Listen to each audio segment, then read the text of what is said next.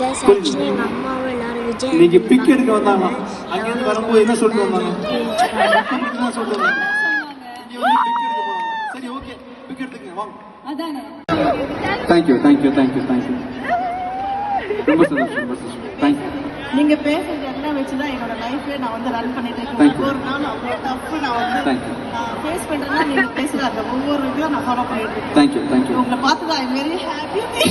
மனதுக்குள் எதையும் அடைக்காதே, வாய்ப்புகள் மறுபடி கிடைக்காதே, இருப்பது ஒரு லைஃப் மறக்காதே மறக்காதே. நண்பனோடில் சாய்ந்தா படத்தில் நடிக்கிறேன். ஓகே. கண்டிப்பா ஷூர். தானா என் டைரக்டர் சொல்றேன் கண்டிப்பா. Thank you thank you thank you. ரெடி? நம்ம எல்லாரும் டான்ஸ் ஆட போறோம்.